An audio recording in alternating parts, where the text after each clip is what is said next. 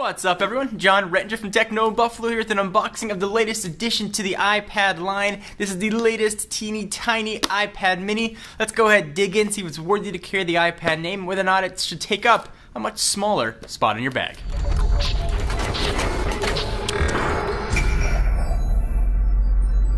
Here is the box for the iPad mini. It certainly appears to be a mini box. iPad mini on the side, some spec information, nothing overly exciting going on there. Let's go ahead and open it up. We'll take out the buffalo knife and we will cut some plastic.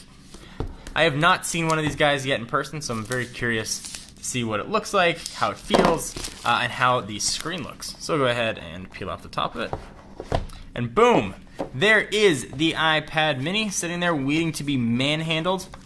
Go ahead and push it off to the side for just a real quick second. See what else we're going to get in the box.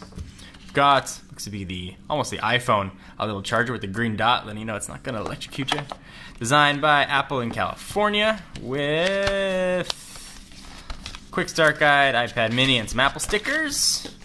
Of course, the lightning connector for charging and syncing, and that is about it. So here is the iPad mini. This is our 16 gigabyte model. Gonna go from 16 to 64 gigs and Wi-Fi with 4G as an option. Pricings are gonna range from $329 all the way to $659, depending on which version you want to get. Let's go ahead and peel off the plastic here.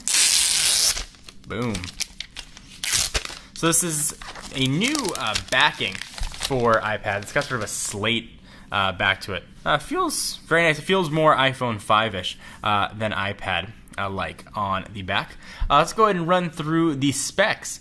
So from a dimensions standpoint, we're looking at 7.87 inches by 5.3 inches by a very thin 0.28 inches. And it weighs 6.8 pounds. The screen here is 7.9 inches. That's excluding the bezel. With IPS technology, it's 1024 by 768. Same screen as in the original iPad and the iPad 2. 163 ppi, so all apps and games that worked on the original iPad and the iPad 2 should look great on here as well. We're going to have a 16.3 watt hour battery, going to give you about 10 hours of use. Powering this guy is a familiar dual-core A5 chip at 1 GHz, 512 gigs of RAM. Two iSight cameras live in here. In the upper left-hand corner, we've got one that's a 5 megapixel job that can shoot 1080p video. We've got a FaceTime HD camera for showing you a face that's 1.2 megapixels, and that can shoot 720p. New to this model is a Sprint version, joining AT&T and Verizon if you opt for that one. You're going to have to wait a week or two before you can get the 4G version. We got Bluetooth, no NFC. Interestingly enough too, on the 4G version, it's going to use a nano SIM. So we've got dual speakers here on the bottom, the now becoming ubiquitous lightning connector, nothing on the left-hand side. On the top, 3.5mm headset jack, noise canceling mic, power and lock button, continuing our tour, profile switcher for switching profiles, and volume up and down. Let's go ahead and power this guy on and take a first look. Alright, so we got the iPad mini all powered up and ready to be used, and on first impression it feels really nice in the hand. The small bezel is a little bit odd to get used to, but it certainly wouldn't take very much time, and it's supposedly going to ignore your thumbs if they're touching it on the side.